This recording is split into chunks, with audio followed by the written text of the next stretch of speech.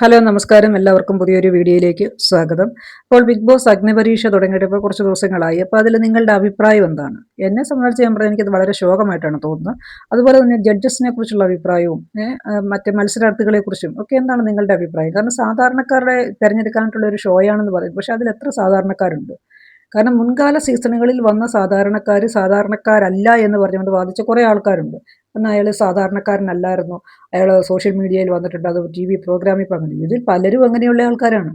അതുപോലെ തന്നെ പല ജോലികളും ഉപേക്ഷിച്ചിട്ട് വന്നിട്ടുള്ള ആൾക്കാരുണ്ട്. ഇവരെയൊന്നും അത് IT ഫീൽഡിൽ വർക്ക് ചെയ്യുന്നവരുണ്ട്. ഇവരൊക്കെ എങ്ങനെയാണ് ഇവരെയൊക്കെ സാധാരണക്കാരായിട്ട് കാണാനായിട്ട് സാധിക്കുന്നത്? കാരണം സാധാരണക്കാരെന്ന് പറയുന്ന ഒരു തൊഴിൽ ചെയ്യുന്നുള്ള ഒരാളെന്ന് പറയുന്നത് മരപ്പണി ചെയ്യുന്ന ഒരാളാണെന്ന് പറഞ്ഞ് വന്നിട്ടുള്ള രാകേഷ് എന്ന് പറയുന്ന വ്യക്തിയാണ്. അയാൾ നേരത്തെ D4 ഡാൻസ് എന്ന് പറയുന്ന ഒരു റിയാലിറ്റി ഷോയിൽ നേരത്തെ പങ്കെടുത്തിട്ടുണ്ട്. അതുകൊണ്ട് തന്നെ ഒരുപാട് ഫോളോവേഴ്സും ഒരുപാട് പ്രേക്ഷകർക്ക് അറിയാവുന്ന ഒരാളാണ്. ഇപ്പോഴും സോഷ്യൽ മീഡിയയിൽ ഒരുപാട് വീഡിയോസ് ചെയ്യുന്ന ഒരു വ്യക്തിയാണ് ഈ രാകേഷ് എന്ന് പറയുന്നത്. അപ്പോൾ അയാളെ സാധാരണക്കാരനായിട്ട് കൂട്ടാനായിട്ട് സാധിക്കില്ല. അതുപോലെ തന്നെ വരുന്ന സാധാരണക്കാരെന്ന് പറയുമ്പോൾ സാധാരണ ലെവലിലുള്ള ആൾക്കാരായിരിക്കണം. അത് എല്ലാവരും വലിയ IT ഫീൽഡിലൊക്കെ വർക്ക് ചെയ്യുന്നവർ, അതുപോലെ തന്നെ ഗൾഫിൽ നിന്നും യൂറോപ്യൻ കൺട്രീസിൽ നിന്നൊക്കെ വന്നിട്ടുള്ളവർ, ഇവരെ എങ്ങനെയാണ് സാധാരണക്കാരുടെ ലെവലിലേക്ക് നമുക്ക് കാണാനായിട്ട് സാധിക്കുന്നത്? മുൻകാല സീസണുകളിലെ കോമണേഴ്സിനെ സാധാരണക്കാരുടെ ലെവലിൽ കൂട്ടാൻ പറ്റില്ല എന്ന് പറഞ്ഞുകൊണ്ട് കുറേ ആളുകൾ നേരത്തെ പറഞ്ഞിട്ടുണ്ട്. അവരാരും ഈ ഒരു ഇതിൽ ഈ സെലക്ഷൻ ലിസ്റ്റ് കണ്ടിട്ട് എന്താ ഒന്നും പറയാത്തത്? കാരണം മുൻകാല സീസണുകളിൽ വന്നിട്ടുള്ള റസ്മിൻ ബായിയെയാണ് ആദ്യം ഇവർ പറഞ്ഞിട്ടുള്ളത്. റസ്മിൻ ബായി സാധാരണക്കാരിയല്ല, അവരൊരു അധ്യാപികയാണ് എന്ന് പറഞ്ഞുകൊണ്ട്. അതിനുശേഷം വന്ന അനീഷിനെ ആണെങ്കിൽ ഭയങ്കര വൻ ആക്രമണമായിരുന്നു അനീഷിന് നേരെ. കാരണം സാധാരണക്കാരനല്ല എന്ന് പറഞ്ഞു. സാധാരണക്കാരനായിട്ട് ബിഗ് ബോസിലേക്ക് സെലക്ട് ചെയ്തത് ബിഗ് ബോസ് ആണ്. അപ്പോൾ അയാൾ തന്നെ ചെന്ന് കയറിയതല്ലല്ലോ, ബിഗ് ബോസ് സെലക്ട് ചെയ്തിട്ടാണല്ലോ ബിഗ് ബോസിലേക്ക് എൻട്രി ലഭിച്ചത്. അപ്പോൾ പല ആളുകളും അയാൾ സാധാരണക്കാരനല്ല എന്ന് പറഞ്ഞു. പിന്നെ അഗ്നിപരീക്ഷയിൽ പങ്കെടുക്കുന്ന പല ആളുകളും മേക്കപ്പ് ആർട്ടിസ്റ്റുകളാണ്, മോഡലാണ്, അതുപോലെ ജിം ട്രെയിനർമാരാണ്, അങ്ങനെയൊക്കെ പറഞ്ഞുകൊണ്ട് വരുന്ന കുറേ ആളുകളെ കണ്ടു.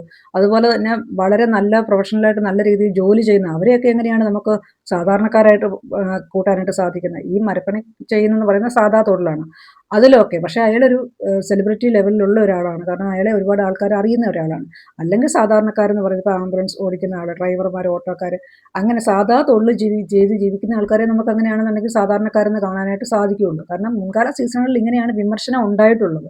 കാരണം ജോലിയുള്ളവരെ സാധാരണക്കാരായിട്ട് കാണാൻ സാധിക്കത്തില്ല. ചാനലിൽ മുഖം കാണിച്ചതിൻ്റെ പേരിൽ ഇവൻ എവിടുത്തെ സാധാരണക്കാരനാണ് എന്ന് പറഞ്ഞുകൊണ്ട് ഒരുപാട് വിമർശനം ഉന്നയിച്ച ആളാണ് ബിഗ് ബോസിൻ്റെ ഫസ്റ്റ് സീസണിലെ വിന്നറായിട്ട് കഴിഞ്ഞ സീസണിൽ അകത്തേക്ക് ചലഞ്ചറായിട്ട് കയറിയിട്ടുള്ള സാബുമാനൊക്കെ.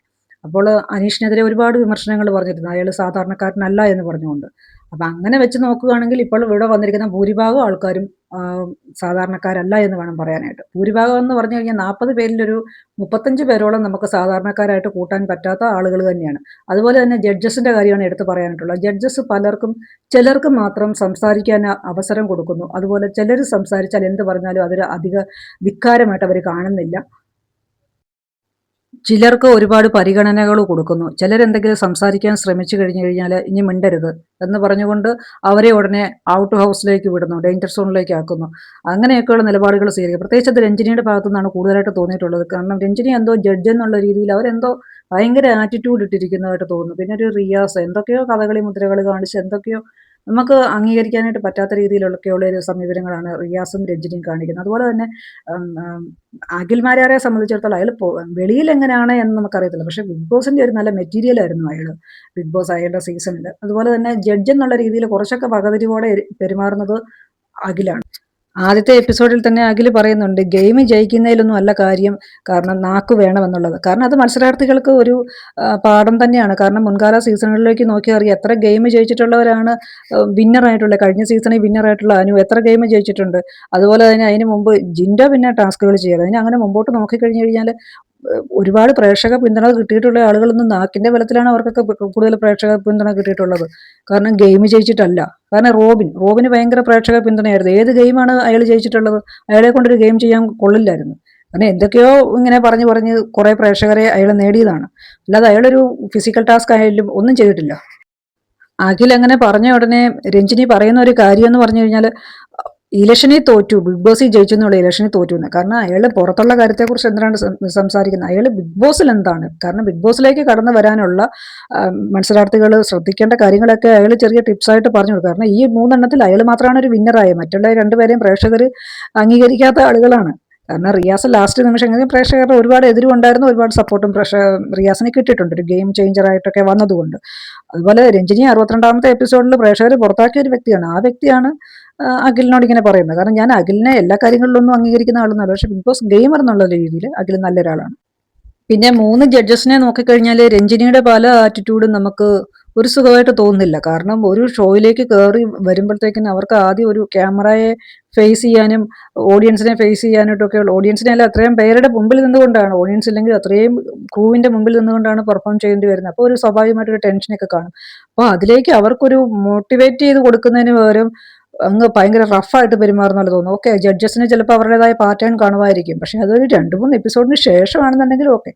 ഇത് ഒരുമാതിരി ചിലരോട് മാത്രം ഭയങ്കര സോഫ്റ്റ് ആയിട്ട് പെരുമാറുന്നു, ചിലരെ ഭയങ്കര റഫായിട്ട് പെരുമാറുന്നു. ഒരു ജഡ്ജ് എന്നുള്ള രീതിയിൽ രഞ്ജിന് തീർത്തും പരാജയമായിട്ടാണ് തോന്നിയിട്ടുള്ളത്. പിന്നെ ചിലരോട് ഈ ജഡ്ജസ് പെരുമാറുന്ന കണ്ടു കഴിഞ്ഞാൽ എന്തോ വ്യക്തിവൈരാഗ്യം ഉള്ള പോലെയാണ് അവർ പെരുമാറുന്നത്. ചിലർക്ക് മാത്രം ഒരുപാട് പരിഗണനയും ചിലരെ അങ്ങ് വല്ലാതെ അങ്ങ് അടച്ചാക്ഷേപിക്കുന്ന പോലെ സംസാരിക്കുന്നതായിട്ട് തോന്നിയിട്ടുണ്ട്.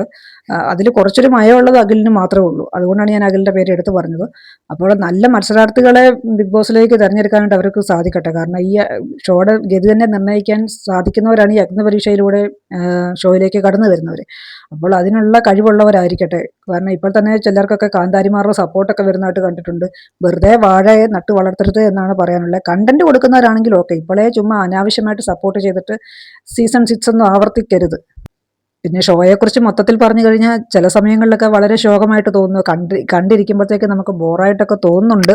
പിന്നെ മുമ്പോട്ട് പോകുമ്പോൾ എങ്ങനെയാണെന്ന് അറിയത്തില്ല, കുറച്ചുകൂടെയൊക്കെ ഗെയിമൊക്കെ ടഫ് ആവുമായിരിക്കും. അപ്പോൾ കുറച്ചുകൂടെയൊക്കെ നമുക്ക് കണ്ടിരിക്കാനായിട്ടൊരു ഇൻട്രസ്റ്റ് ഒക്കെ തോന്നുമായിരിക്കും. എന്തായാലും നല്ല മത്സരാർത്ഥികൾ തന്നെ ഷോയിലേക്ക് കടന്നു വരട്ടെ. ജഡ്ജസിൻ്റെ ഭാഗത്തു നിന്ന് നല്ല രീതിയിലുള്ള സമീപനം ഉണ്ടാകട്ടെ മത്സരാർത്ഥികളോട്. കാരണം ഈ വേറുകൃത്യം കാണിക്കാതിരിക്കാനായിട്ട് അവർ ശ്രമിക്കുക, അതാണ് ഏറ്റവും കൂടുതലായിട്ട് പറയാനുള്ളത്. അപ്പോൾ എപ്പിസോഡിൻ്റെയൊക്കെ റിവ്യൂ ആയിട്ട് വീണ്ടും വരാം. അപ്പോൾ വീഡിയോ ഇഷ്ടപ്പെട്ടുവെങ്കിൽ ലൈക്ക് ചെയ്യുക, കമൻറ്റ് ചെയ്യുക, സബ്സ്ക്രൈബ് ചെയ്യുക. എല്ലാവർക്കും നന്ദി, നമസ്കാരം.